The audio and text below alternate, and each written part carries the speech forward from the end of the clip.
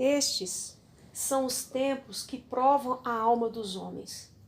O Espírito afirmou expressamente que nos últimos dias alguns se desviariam da fé, atendendo a espíritos sedutores e a doutrinas de demônios, falando mentiras com hipocrisia, tendo a consciência cauterizada a ferro quente. 1 Timóteo, capítulo 4, versículo 2. Esses dias estão sobre nós e não podemos fugir deles. Devemos triunfar em meio a eles, pois essa é a vontade de Deus para nós. Por estranho que pareça, o perigo hoje é maior para os cristãos fervorosos do que para os mornos e os satisfeitos consigo mesmos. Aquele que busca as melhores coisas de Deus está ávido por ouvir quem quer que ofereça um caminho pelo qual possa obtê-las. Ele aspira por uma nova experiência, uma visão elevada da verdade, uma operação do Espírito que o faça transcender o nível apático da mediocridade religiosa que vê em torno de si e, por essa razão, está pronto a dar atenção a tudo que é novo e maravilhoso em matéria de religião, especialmente se for apresentado por alguém com uma personalidade atraente e fama de superior piedade. Nosso Senhor Jesus, o grande pastor das ovelhas, não deixou seu rebanho à mercê dos lobos. Ele nos deu as Escrituras, o Espírito Santo e um poder natural de observação e espera que nos beneficiemos constantemente da ajuda deles. Julgai todas as coisas, retende o que é bom. 1 Tessalonicenses 5, versículo 21. Amados, não deis crédito a qualquer espírito, antes provai os espíritos se procedem de Deus, porque muitos falsos profetas têm saído pelo mundo afora. 1 João, capítulo 4, versículo 1. Acautelai-vos dos falsos profetas, que se vos apresentam disfarçados em ovelhas, mas por dentro são lobos roubadores. Mateus, capítulo 7, versículo 15. A seguir, acrescentou as palavras pelas quais eles podem ser testados. Pelos seus frutos os conhecereis. Mateus, capítulo 7, versículo 16. Fica claro, então, que não só surgirão falsos espíritos, pondo em risco nossa vida cristã, como também eles podem ser identificados e conhecidos pelo que são. Como é natural, uma vez que saibamos sua identidade e conhecemos suas artimanhas, o poder deles de nos prejudicar fica anulado. Debalde se estende a rede à vista de qualquer ave. Provérbios, capítulo 1, versículo 17. Minha intenção é estabelecer um método pelo qual possamos provar os espíritos e todas as coisas religiosas e morais que se nos apresentem ou nos sejam oferecidas por alguém. Ao tratar desses assuntos, devemos ter em mente que nem todas as excentricidades religiosas são obras de Satanás. A mente humana é capaz de uma grande quantidade de atos nocivos sem qualquer ajuda do diabo. Alguns têm positivamente a especialidade de confundir-se e irão tomar a ilusão por realidade em plena luz do dia, com a Bíblia aberta diante deles. Pedro pensava nisso quando escreveu: tende por salvação a longanimidade de nosso Senhor, como igualmente o nosso amado irmão Paulo vos escreveu, segundo a sabedoria que lhe foi dada, ao falar acerca destes assuntos, como de fato costuma fazer em todas as suas epístolas, nas quais há certas coisas difíceis de entender que os ignorantes e instáveis deturpam, como também deturpam as demais escrituras para a própria destruição deles. Segunda carta de Pedro, capítulo 3, versículo 15 e 16. Acho pouco provável que os confirmados apóstolos da confusão venham a ler o que está escrito aqui ou que tirassem grande proveito caso o fizessem. Mas existem muitos cristãos sensatos que foram desviados, mas são suficientemente humildes para admitir seus erros e agora estão prontos a voltar para o pastor e bispo de sua alma. Esses podem ser resgatados dos caminhos falsos. Mais importante ainda, existem, sem dúvidas, inúmeras pessoas que não deixaram o caminho verdadeiro, mas querem uma regra mediante a qual possam provar tudo e provar a qualidade do ensino e experiência cristãos quando entram em contato com elas dia após dia em sua vida ocupada. Para indivíduos assim, vou contar um pequeno segredo que venho usando há muitos anos para testar minhas próprias experiências espirituais e impulsos religiosos. Em resumo, o teste é este. Essa nova doutrina, esse novo hábito religioso, essa nova visão da verdade, essa nova experiência espiritual, de que forma afetou minha atitude com relação a Deus e minha comunhão com Ele, com Cristo, com as Sagradas Escrituras, comigo mesmo, com outros irmãos, com o mundo e com o pecado? Com este teste, composto de 7 elementos, podemos testar tudo quanto pertence à religião e saber, sem sombra de dúvida, se vem ou não de Deus. Pelo fruto se conhece a árvore. Temos então apenas de perguntar a respeito de qualquer doutrina ou experiência: o que isso está fazendo para mim? E saberemos imediatamente se vem do alto ou das profundezas da terra. Um teste vital para toda experiência religiosa é como ela afeta nosso relacionamento com Deus, nosso conceito de Deus e nossa atitude para com Ele. Por ser quem Ele é, Deus deve sempre manter-se como o juiz supremo de todos os assuntos religiosos. O universo veio a existir como um meio através do qual o Criador pudesse manifestar suas perfeições a todos os seres morais e intelectuais. Eu sou o Senhor, este é o meu nome. A minha glória, pois, não a darei a outrem. Isaías 42, versículo 8. Tu és digno, Senhor e Deus nosso, de receber a glória, a honra e o poder, porque todas as coisas tu criaste, sim, por causa da tua vontade, vieram a existir e foram criadas. Apocalipse, capítulo 4, versículo 11.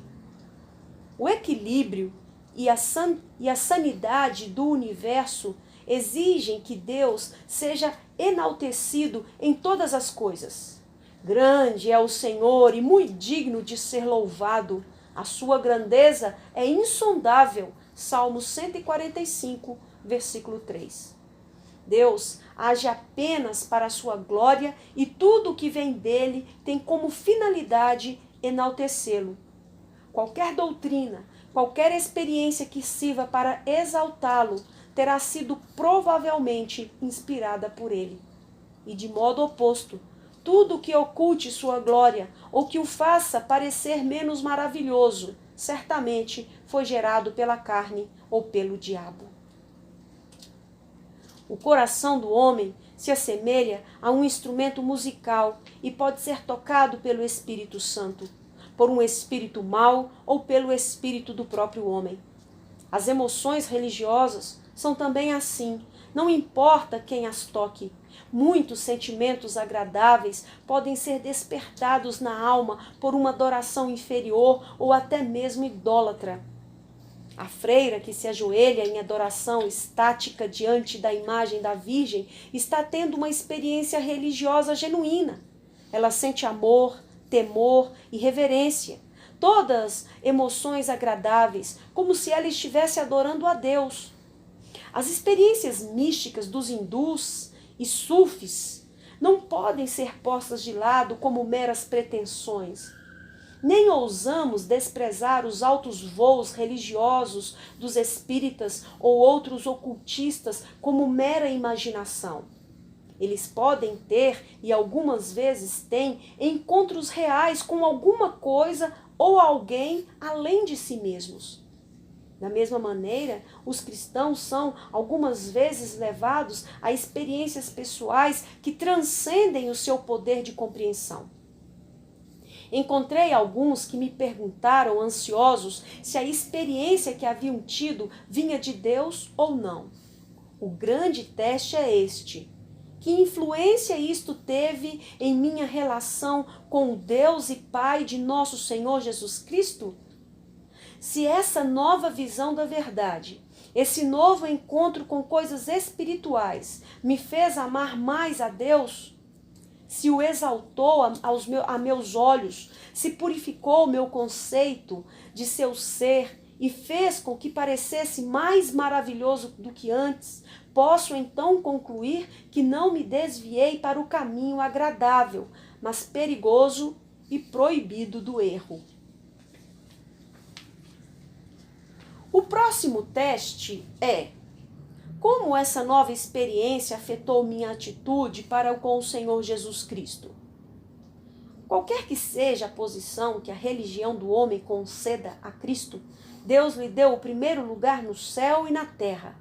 Este é o meu Filho amado, em quem me comprazo. Mateus capítulo 3, versículo 17. Falou a voz de Deus do céu com respeito a nosso Senhor Jesus. Pedro, cheio do Espírito Santo, declarou: esteja absolutamente certa, pois toda a casa de Israel, de que a este Jesus que vós crucificastes, Deus o fez Senhor e Cristo. Atos capítulo 2, versículo 36. Jesus disse a respeito de si mesmo: eu sou o caminho e a verdade e a vida. Ninguém vem ao Pai senão por mim. João capítulo 14, versículo 6. Pedro falou de novo sobre ele: não há salvação em nenhum outro, porque abaixo do céu não existe nenhum outro nome dado entre os homens, pelo qual importa que sejamos salvos. Atos, capítulo 4, versículo 12. O livro de Hebreus inteiro é dedicado à ideia da superioridade de Cristo sobre todos. Ele é mostrado como sendo superior a Arão e Moisés, e até os anjos são chamados para prostrar-se e adorá-lo. Paulo diz que ele é a imagem do Deus invisível. Colossenses capítulo 1, versículo 15. Que nele habita a plenitude da divindade corporalmente. Colossenses capítulo 2, versículo 9.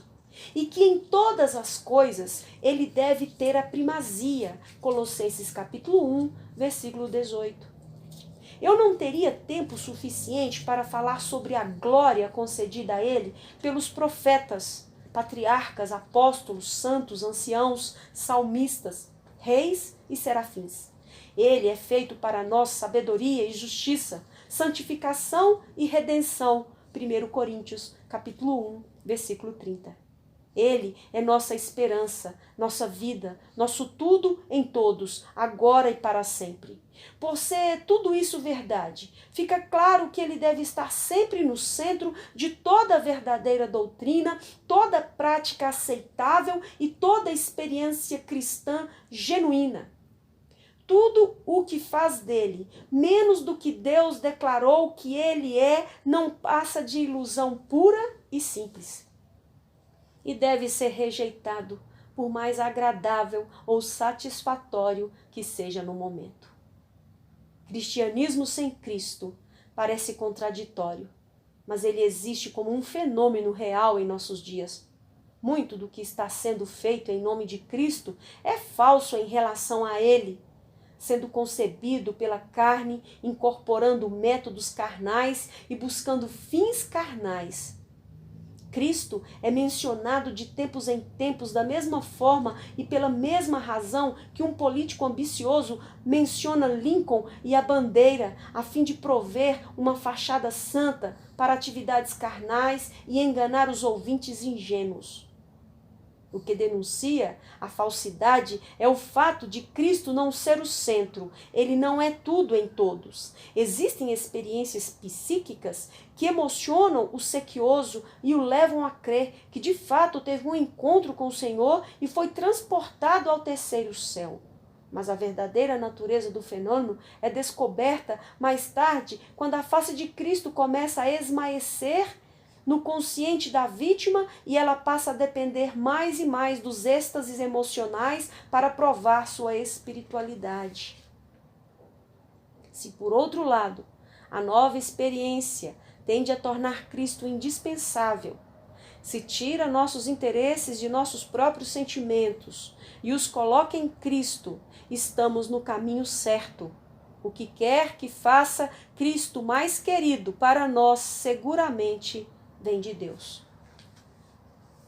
Outro teste revelador quanto à solidez da experiência religiosa é como ela afeta minha atitude em relação às Sagradas Escrituras? Essa nova experiência, essa nova visão da verdade, foi gerada pela própria palavra de Deus ou é resultado de algum estímulo externo fora da Bíblia? Os cristãos bondosos, com frequência, se tornam vítimas de pressões psicológicas fortes aplicadas proposital ou inocentemente por um testemunho pessoal ou por uma história pitoresca contada por um pregador fervoroso que talvez pregue com determinação profética, mas que não confrontou sua história com os fatos nem testou a validade de suas conclusões com a palavra de Deus. O que quer que tenha origem fora das Escrituras deve ficar sob suspeita até que venha mostrar-se de acordo com elas. Se foi descoberto ser contrário à palavra da verdade revelada, nenhum cristão sincero irá aceitá-lo como proveniente de Deus. Por mais alto que seja o conteúdo emocional, nenhuma experiência pode ser provada como autêntica, a não ser que se encontre autoridade para ela nas Escrituras. À lei e ao testemunho, Isaías 8:20, deve sempre ser a prova final. Tudo o que seja novo ou singular deve também ser observado com uma dose de precaução até que possa oferecer prova escriturística de sua validade. Neste último meio século, várias nações não escriturísticas, várias noções não escriturísticas conquistaram aceitação entre os cristãos por alegar acharem-se entre as verdades que deveriam ser reveladas nos últimos dias. É certo, afirmam os defensores desta teoria dos últimos dias, que Agostinho não sabia, nem Lutero, John Knox, Finney e Spurgeon não compreendiam isso, mas uma luz mais forte brilhou sobre o povo de Deus e nós que vivemos nesses últimos dias temos a vantagem de uma revelação maior. Não devemos questionar a nova doutrina, nem fugir dessa experiência mais avançada. O Senhor está preparando sua noiva para a ceia das bodas do Cordeiro. Devemos todos ceder a esse novo movimento do Espírito. É o que nos dizem. A verdade é que a Bíblia não ensina que haverá uma nova luz e experiências espirituais mais avançadas nos últimos dias. Ela ensina justamente o oposto. Nada em Daniel ou no Novo Testamento pode ser manipulado a fim de defender a ideia de que nós, que vivemos no final da era cristã, iremos receber luz que não foi concedida no início. Suspeite de todo homem que alegue ser mais sábio do que os apóstolos ou mais santo do que os mártires da igreja primitiva. A melhor maneira de lidar com ele é levantar-se e sair da sua presença. Você não pode ajudá-lo e ele com certeza não ajudará você. Dado, porém, que as Escrituras nem sempre sejam claras e que existem diferenças de interpretação entre homens igualmente sinceros, este teste irá fornecer toda a prova necessária com relação a qualquer assunto de religião, a saber, como ele afeta meu amor e minha apreciação pelas Escrituras.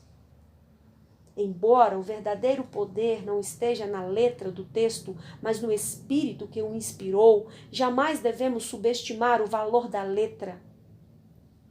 O texto da verdade tem a mesma relação com ela, assim como o favo tem com o mel. Um serve de receptáculo para o outro, mas a analogia termina aí. O mel pode ser removido do favo, mas o espírito da verdade não pode operar e não opera à parte da letra das sagradas escrituras. Por essa razão, uma familiaridade crescente com o Espírito Santo sempre significa um amor cada vez maior pela Bíblia. As Escrituras são, na forma impressa, aquilo que Cristo é em pessoa. A palavra inspirada é como um retrato fiel de Cristo. Mas, de novo, o símbolo não é perfeito, pois Cristo está na Bíblia como ninguém pode estar num simples retrato, já que a Bíblia é um livro de ideias santas e a palavra eterna do Pai pode habitar e habita no pensamento por Ele mesmo inspirado. Os pensamentos são coisas e os pensamentos das Sagradas Escrituras formam um templo grandioso para a habitação de Deus. Segue-se então naturalmente que aquele que ama de fato a Deus será alguém que ama de fato sua palavra. Tudo o que venha a nós por parte do Deus da palavra irá aprofundar nosso amor pela palavra de Deus. Esta é uma sequência lógica, mas temos a confirmação de uma testemunha muito mais digna de confiança do que a lógica, ou seja, o testemunho combinado de um grande exército de testemunhas vivas e mortas. Elas declaram a uma voz que seu amor pelas Escrituras intensificou-se à medida que cresceu sua fé e sua obediência tornou-se consistente e jubilosa. Se a nova doutrina, a influência desse novo professor, a nova experiência emocional vier a encher meu coração com uma ávida fome de meditar sobre as Escrituras dia e noite, tenho toda razão para crer que Deus falou à minha alma e que minha experiência é genuína. De modo contrário, se meu amor pelas Escrituras esfriou um pouco, se minha ansiedade em comer e beber da palavra inspirada abateu-se mesmo numa escala mínima, devo humildemente admitir que deixei de ver o sinal de Deus em algum ponto e voltar atrás imediatamente, até encontrar de novo o verdadeiro caminho. Podemos também provar a qualidade da experiência religiosa por seu efeito sobre a vida do ego. O Espírito Santo e o ego humano decaído são diametralmente opostos. A carne milita contra o espírito e o espírito contra a carne, porque são opostos entre si, para que não façais o que porventura seja do vosso querer. Gálatas capítulo 5, versículo 17. Os que se inclinam para a carne cogitam das coisas da carne, mas os que se inclinam para o Espírito, das coisas do Espírito. Por isso, o pendor da carne é inimizade contra Deus, pois não está sujeito à lei de Deus, nem mesmo pode estar. Romanos capítulo 8, versículos 5 e 7. Antes que o Espírito de Deus possa operar criativamente em nosso coração, ele precisa condenar e matar a carne dentro de nós. Isto é, ele precisa ter nosso pleno consentimento para substituir nosso ego natural pela pessoa de Cristo.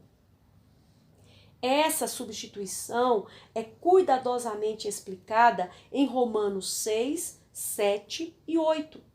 Quando o cristão sequioso passa pela experiência da crucificação descrita nos capítulos 6 e 7, ele é introduzido nas regiões mais amplas e livres do capítulo 8, e nelas o ego é destronado e Cristo é entronizado para sempre.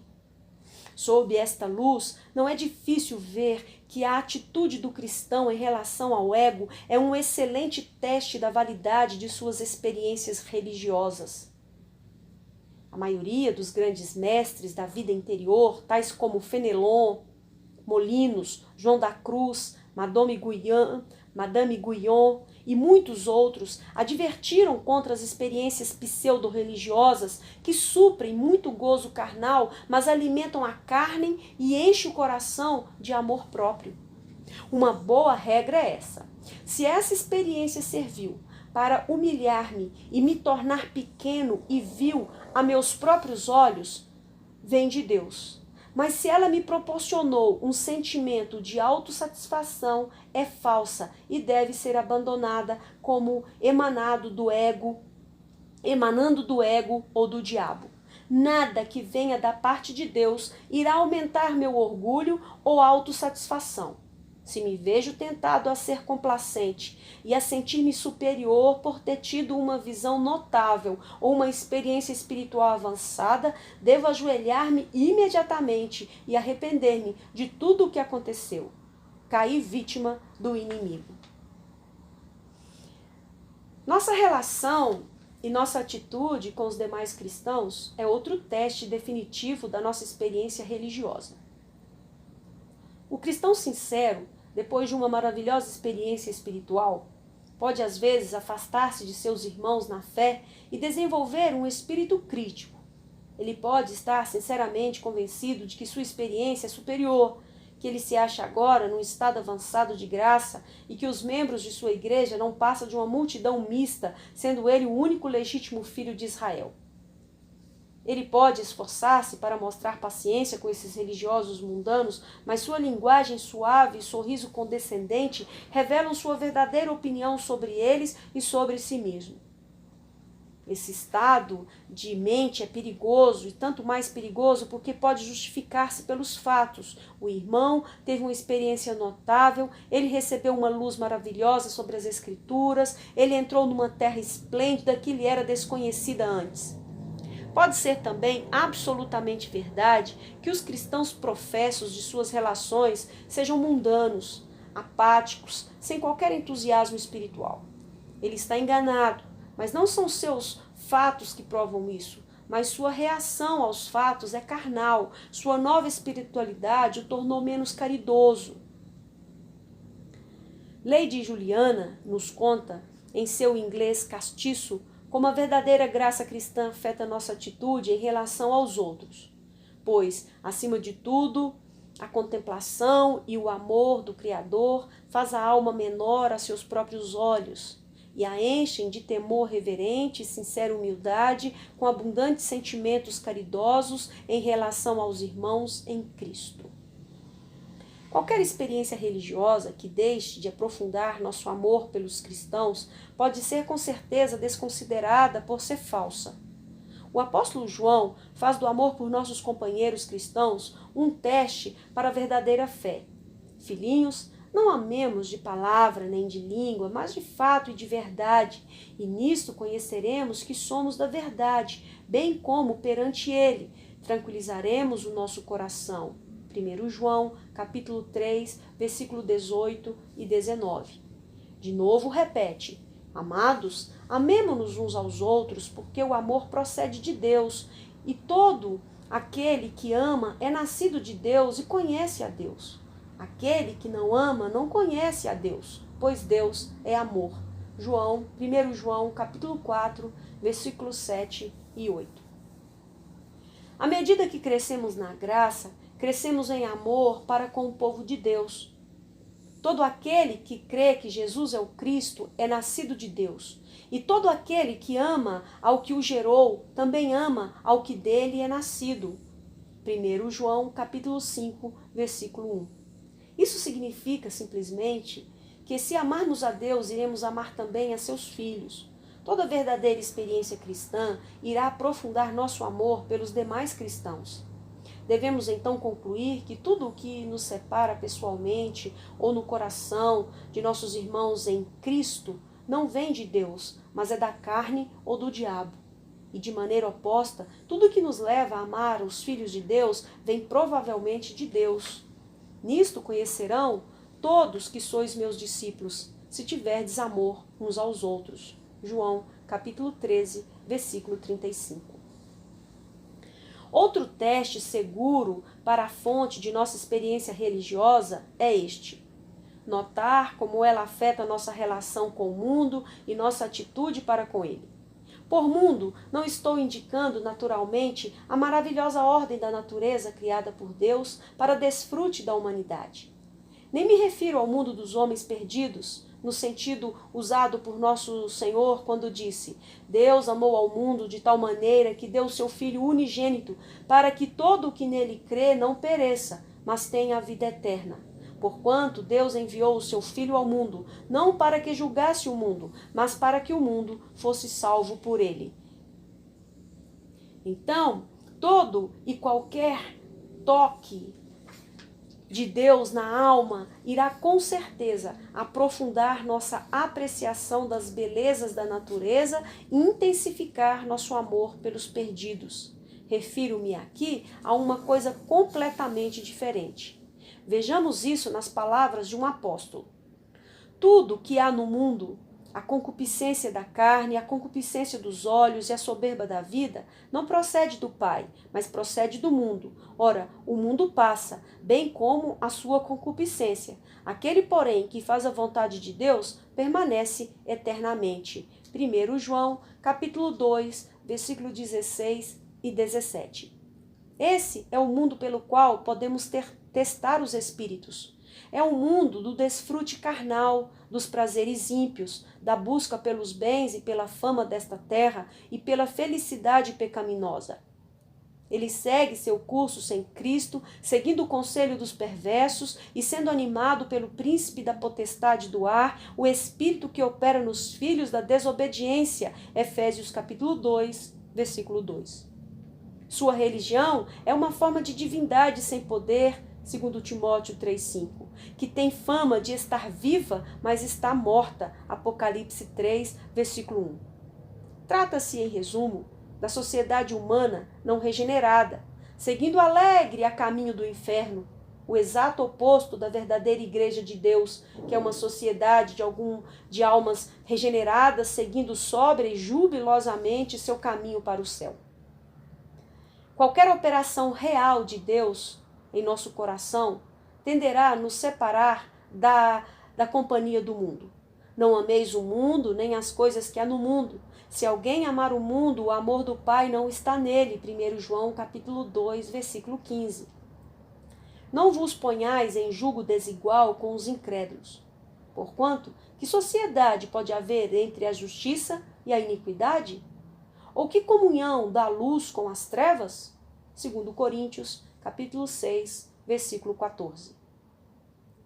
Podemos afirmar, sem qualquer dúvida, que todo espírito que permite compromisso com o mundo é um falso espírito.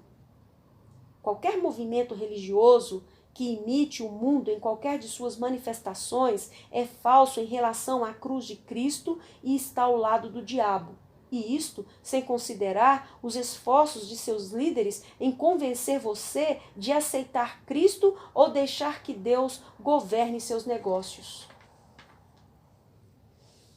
O último teste para a autenticidade da experiência cristã é: o que ela faz com nossa atitude em relação ao pecado?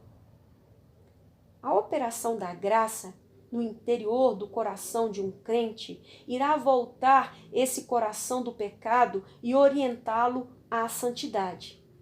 A graça de Deus se manifestou salvadora a todos os homens, educando-nos para que, renegadas a impiedade e as paixões mundanas, vivamos no presente século sensata, justa e piedosamente, aguardando a bendita esperança e a manifestação da glória do nosso grande Deus e Salvador, Cristo Jesus. Tito, capítulo 2, versículo 11 ao versículo 13.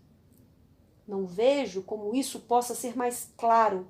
A mesma graça que salva, ensina. E seu ensinamento é tanto positivo como negativo. No aspecto negativo, ela nos ensina a negar a impiedade e os desejos mundanos. No aspecto positivo, ensina-nos a viver sensata, justa e piedosamente neste mundo.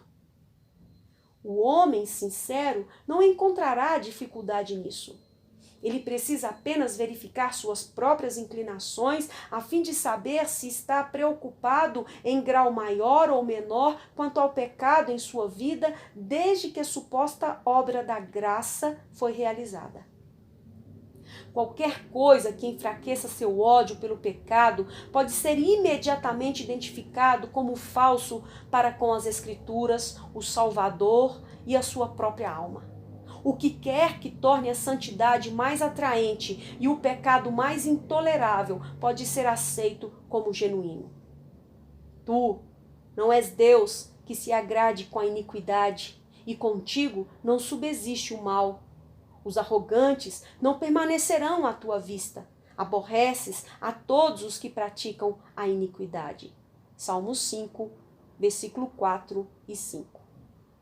Jesus advertiu: surgirão falsos cristos e falsos profetas, operando grandes sinais e prodígios para enganar, se possível, os próprios eleitos. Mateus 24, 24.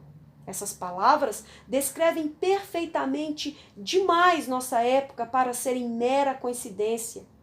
Na esperança de que os eleitos possam tirar proveito delas, estabeleci esses testes. O resultado está nas mãos de Deus.